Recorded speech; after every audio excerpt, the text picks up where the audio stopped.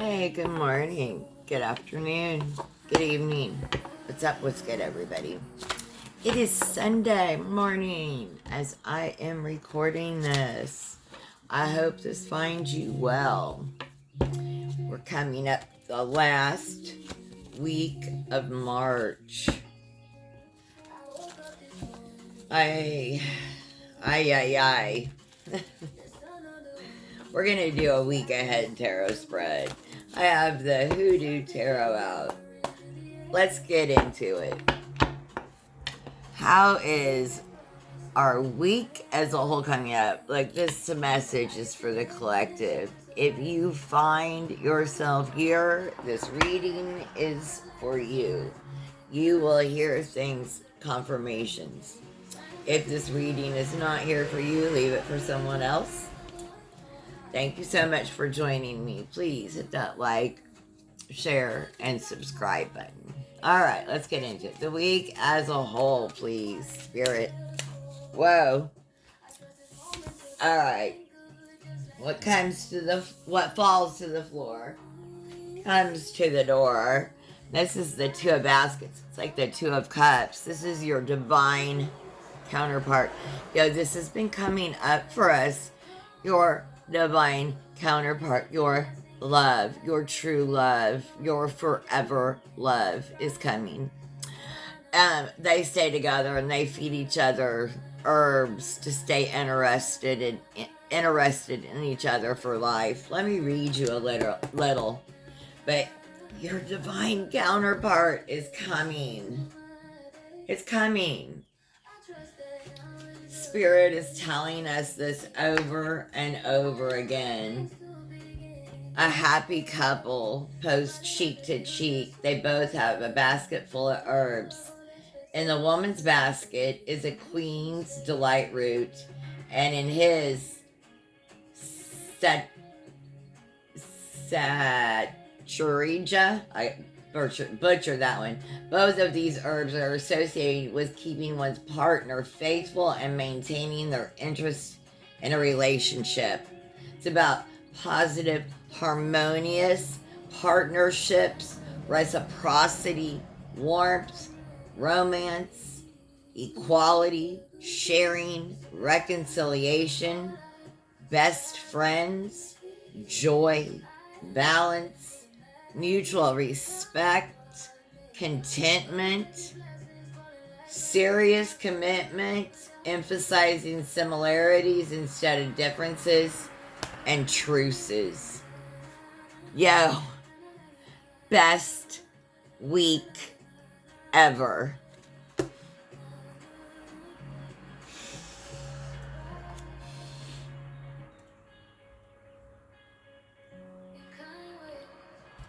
Let that sink in.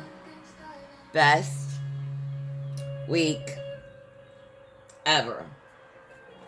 I'm gonna light some cinnamon. Prosperity, nothing but peace and prosperity. I have sage incense burning right now.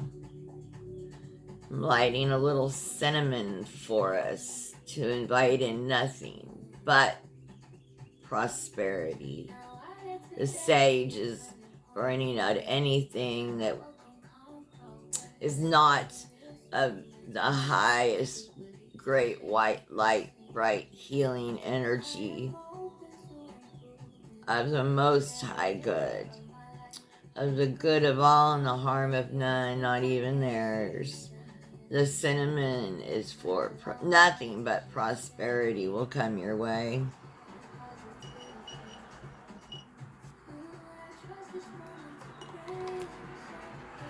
What's something unexpected that will arise this week?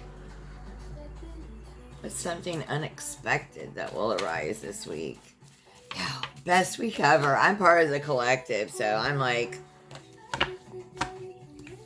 some dog's gonna piss on somebody's grave. And it's being illuminated. We have knives.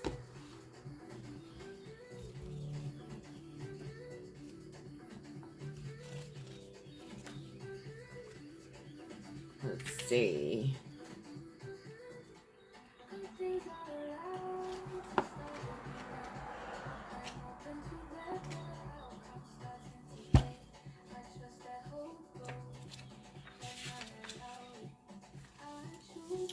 This is eucalyptus.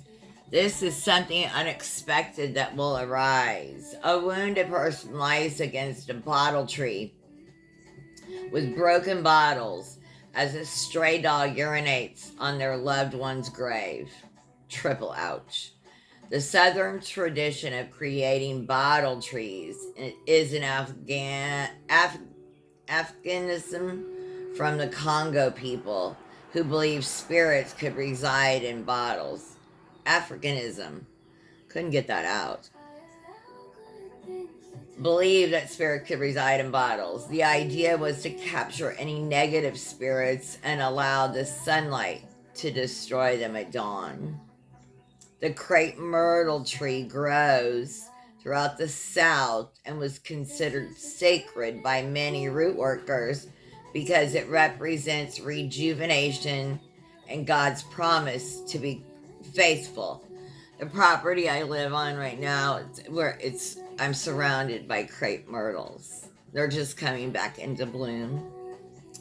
This is about pain subsiding, resurrection, people who are determined to survive, renewed optimism, reconciliation, seeking help for emotional problems, learning how to cope, accepting an apology only when you are ready, improved health, overcoming depression, healing, and the worst being over.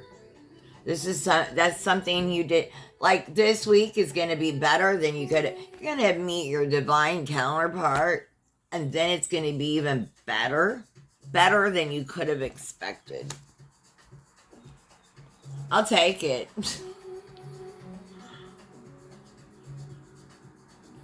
Please and thank you. We say please, thank you, and fuck Donald Trump in this house. All right. How I can stay grounded and balanced.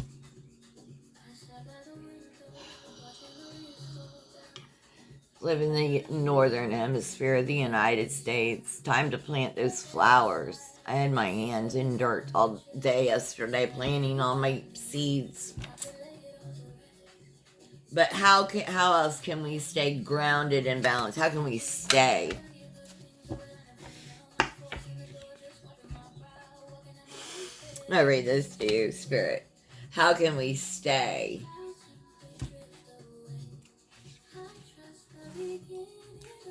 A young woman is being offered just one more basket after rudely rejecting the other three.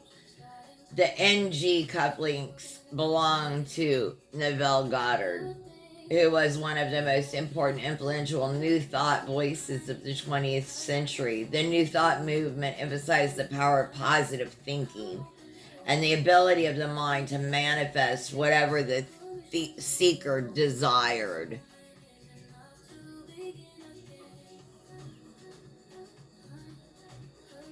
Also referred to as the law of attraction.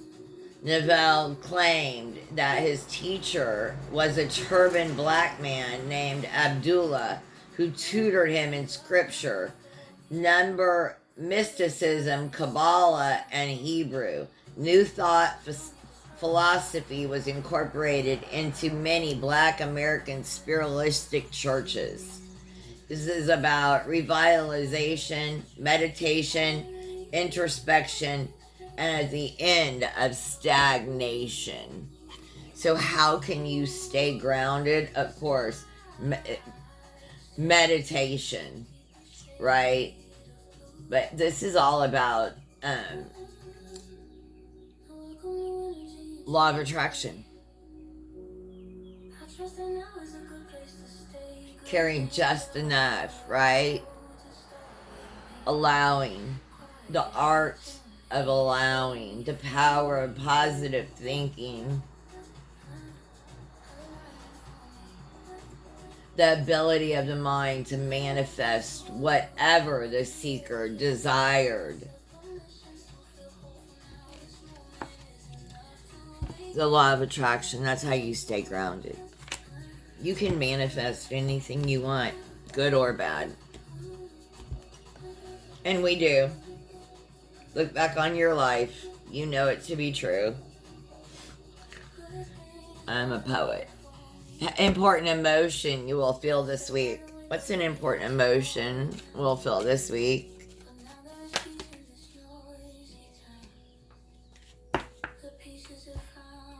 Miss Ida. Connected spiritually. Set apart. Let me see. So young Miss Ida, she goes, let me read.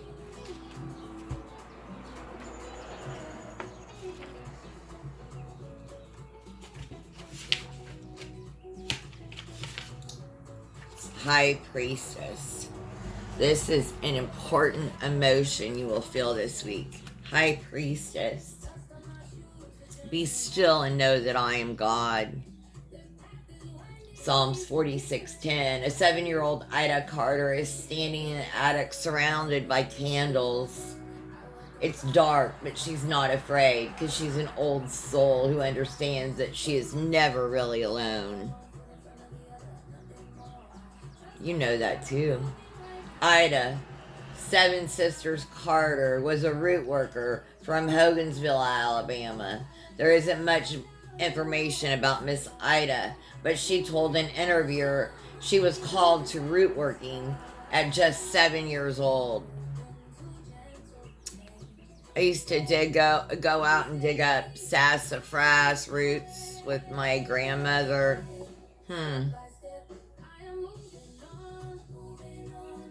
Miss Ida recalled the process of her self-initiation, which consisted of burning 7 candles all night while she prayed, starting on the 1st of May and continuing for 6 consecutive nights. Miss Ida repeated this process each May for 7 years until the Holy Spirit told her she was ready to work for the community. When Miss Ida appears in the reading, you're being advised to slow down and consult your inner voice regarding the matter at hand.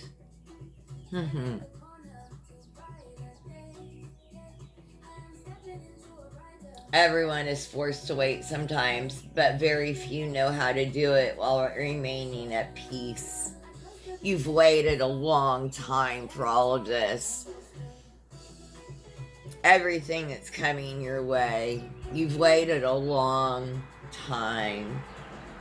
Miss Ida asks that you stop sighing and tapping your foot as you wait for the light to turn from red to green. Do you know what might be down the road that could be harmful to you?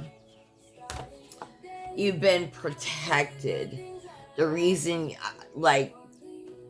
your divine counterpart and that love and protection and everything, the reason you haven't had it yet is because you are being protected. Just trust, even if it's late in life. I know, I'm there with you. I haven't had my forever love, the one that lasts forever either, and maybe I will again too. I believe it to be true.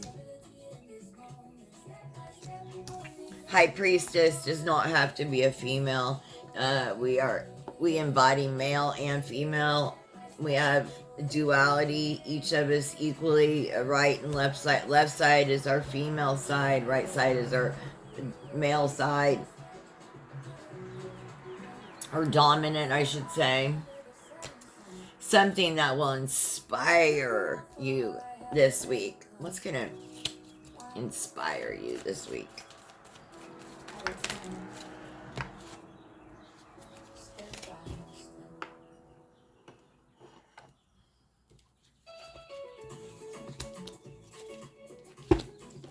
Father of Sticks.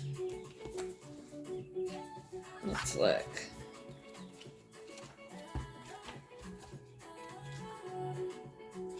Turned right to it.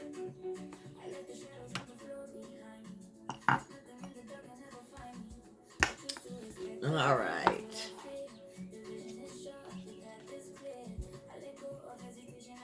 A highly successful. This is something that will inspire you.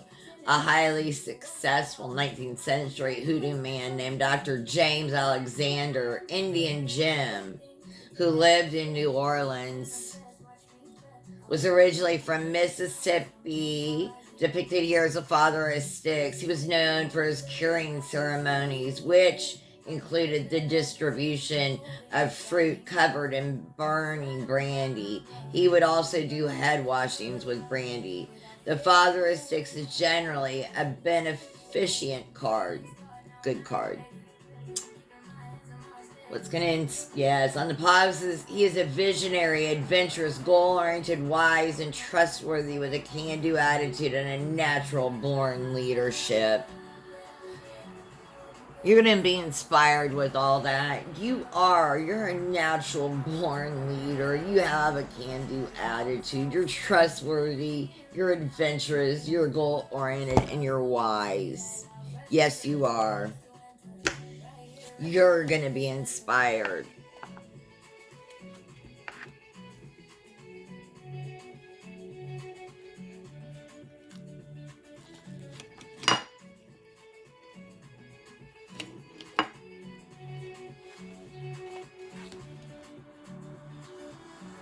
Okay. So, how my spirit guides will speak to me this week. How will your spirit guides speak to you this week? Father of Knives.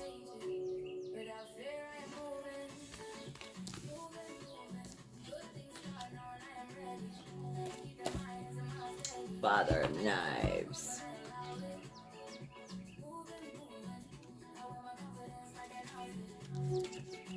The Father of Knives is standing outside a cafe. The Father of Knives is down outside a circle of cornmeal. So this is the Son of Knives. Look, I was trying to give you the Father. How my spirit guides speak to me this week. The Son of Knives stands in front of a church, clasping a switchblade and a razor as he awaits for the arrival of his opponent.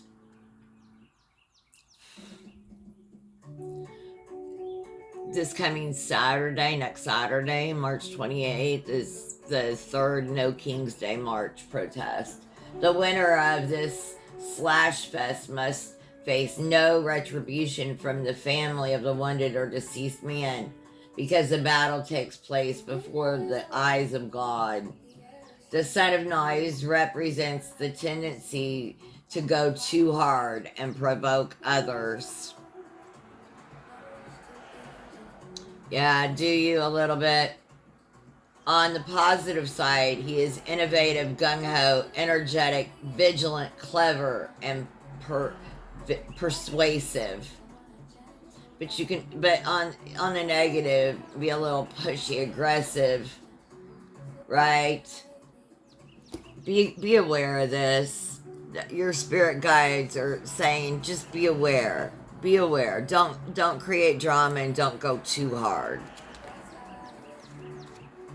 How to best support yourself this week. How can you best support yourself this week?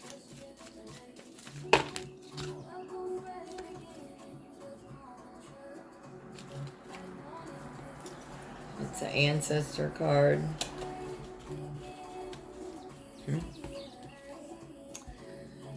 Honor them.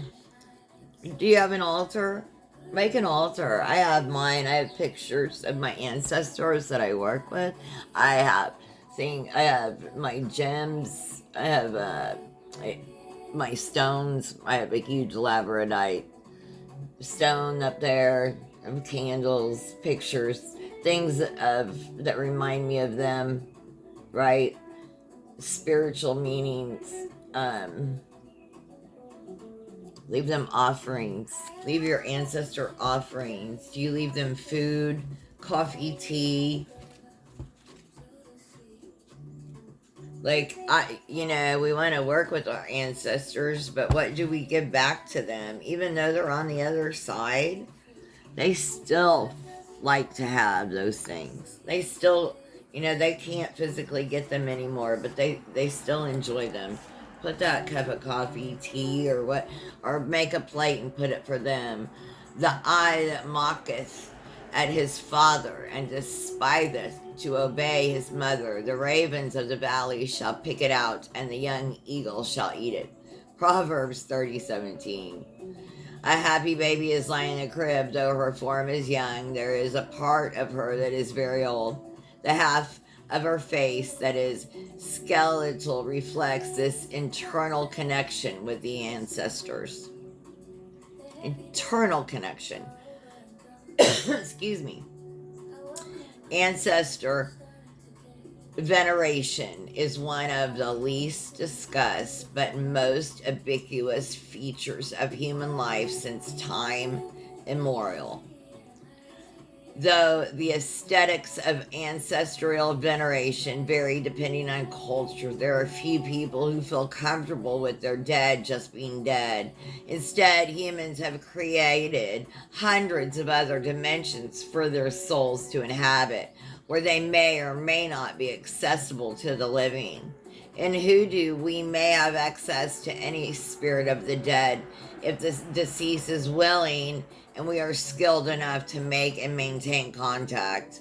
It's quite common in both indigenous American and African cultures to consult the ancestors via various methods of divination, channeling, or meditation. Spirit box, I heard. For those in the community who had the skill and authority to do so, the death of family members was no excuse to begin excluding them from the affairs of from the nation rites and rituals, nor from accepting their input regarding the major life decisions of their living relations. In the traditional mind, neither time nor space could separate us from our kin. Ancestral veneration, however, is much deeper than lighting candles, attending special events, or asking questions now and then. Ancestral veneration is its most traditional sense, is supposed to inform our behavior on a daily and continual basis. It's about knowing, honoring, and defending one's bloodline. It's about personifying the most esteemed values of your foremothers and forefathers and doing one's best to add on positively to your family's legacy. It's about reflecting on and identifying how our parents and grandparents' actions affected our lives and considering how our decisions could affect our great grandchildren tomorrow. Death is not a subject most Westerners or Western educated people like to discuss. It's an event that will happen to each and every one of us, yet it is considered morbid, weird, or taboo to spend any time contemplating. It cannot be spring, summer, or fall forever. Eventually, the end must come to make way for something new. Death is just the beginning of something. So when the ancestor card turns up in a reading, you are being reminded that the only thing that is truly permanent is impermanence. It's okay to be sad. It's okay to mourn. But you must let it go. Life goes on. Every end is also a new beginning. The only thing that is constant is change. Learn how to embrace the unknown. And do you know who your ancestors are? I hope you found messages here. Have the most blessed day. Have a fantastic week. I'll be back to read for you again. Thank you so much for joining me.